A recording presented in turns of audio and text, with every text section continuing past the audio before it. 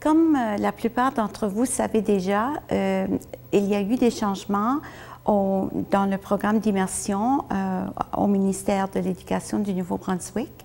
Alors, les changements qui sont apportés, c'est qu'il n'y aura plus de classes d'immersion en première et deuxième année, comme on en a eu pendant les 30 dernières années. Et dès septembre 2010, l'immersion va commencer en troisième année. Et pour les parents qui choisissent d'attendre plus tard, il y aura un deuxième point d'entrée en sixième année. Les cours d'immersion, les points d'entrée d'immersion vont tout simplement, je pense que le nom précoce, immersion précoce, va tomber et ainsi que le nom tardive va tomber. Donc, on aura tout simplement, ça sera connu comme le point d'entrée troisième année et sixième année. Les résultats auxquels on peut s'attendre en immersion varient d'un enfant à l'autre.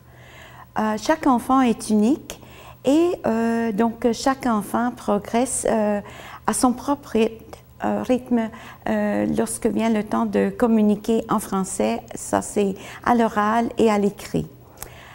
Mais les recherches démontrent que les enfants en immersion peuvent être comparés aux élèves francophones qui fréquentent l'école francophone.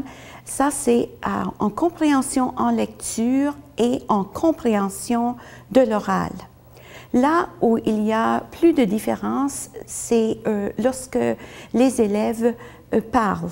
Là, on va remarquer des erreurs de syntaxe et puis peut-être des erreurs, des anglicismes qui vont se glisser. Mais en général, ils se débrouillent assez bien. Le ministère vise qu'à la fin de la 12e année, les élèves puissent atteindre un niveau de compétences langagières au niveau fonctionnel. Et que veut dire un niveau fonctionnel de compétences langagières? Ça veut dire qu'une personne est capable de fonctionner,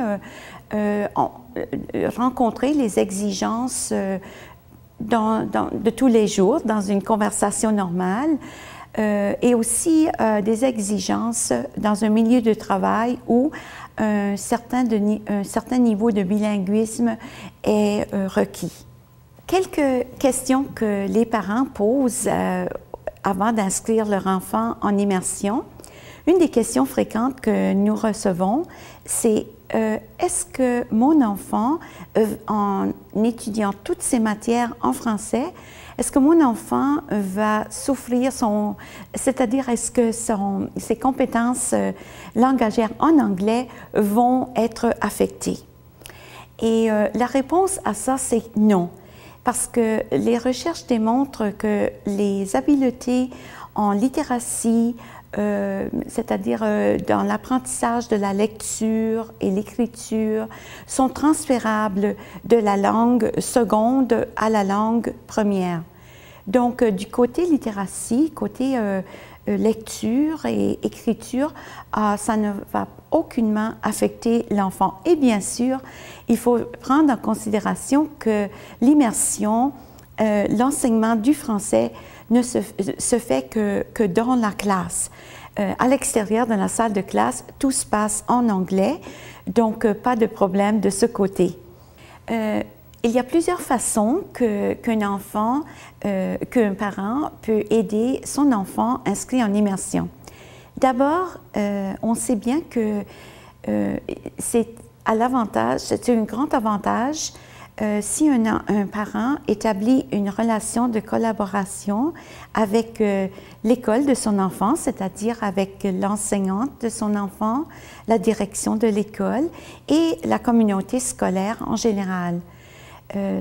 Ça va jouer un grand rôle dans le succès de l'enfant. De par ce fait, l'enfant va voir que le parent appuie ce qu'il apprend à l'école, alors il va mieux connaître l'importance d'apprendre le français. Aussi, je suggérais aux parents lorsque l'enfant arrive à la maison, de démontrer sa fierté. Je suggère aux parents de démontrer sa fierté dans le cheminement de son enfant en français langue seconde.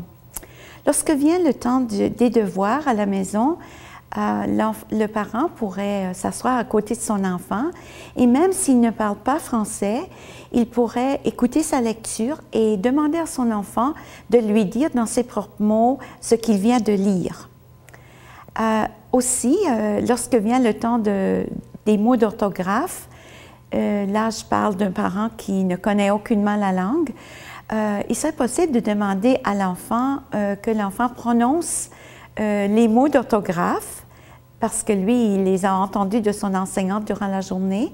Et après ça, le parent pourrait les dicter à l'enfant. Aussi, une autre façon d'aider, c'est de peut-être réserver une heure ou deux durant la semaine où on écoute la télévision en français. Peut-être acheter des jeux vidéo interactifs en français. Peut-être se rendre à toutes les semaines, peut-être à la bibliothèque municipale pour aller emprunter des livres en français. Ce serait un autre moyen. Et peut-être aller de temps en autre assister à une présentation d'une artiste francophone. Parce que la culture ça aide beaucoup à apprendre une langue. Il faudrait comprendre avant que les parents décident d'inscrire leur enfant soit dans une école francophone ou une école anglophone dans un programme d'immersion, je crois qu'ils devraient considérer les points suivants. L'école francophone a comme objectif, un de ses objectifs principaux serait la promotion de la langue, de la culture rattachée à la langue, ainsi que les valeurs rattachées à la culture. L'avantage de mettre, tout dépend du niveau de bilinguisme qu'on vise pour notre enfant. Il faudrait prendre en considération que dans les écoles francophones, tout se passe en français. Du moment que l'enfant met les pieds dans l'autobus scolaire jusqu'à ce qu'il arrive à la maison le soir, sa journée en entier, sauf pour son cours d'anglais langue seconde, bien sûr, mais toute sa journée s'est passée en français. Dans les écoles anglophones, le programme d'immersion est là pour rencontrer les besoins des enfants. Ce n'est pas d'en faire des francophones, mais bien de leur apprendre le français, mais bien comme langue seconde. Et à l'extérieur de la salle de classe, tout se passe en anglais. Et la communauté, ce sont des parents anglophones dont la culture est anglaise. Alors, c'est la différence. Alors, je suggérerais aux parents qui se posent la question, quel est le meilleur système? Moi, je dirais qu'il faudrait prendre cette décision à la lumière du niveau de bilinguisme qu'on veut pour notre enfant.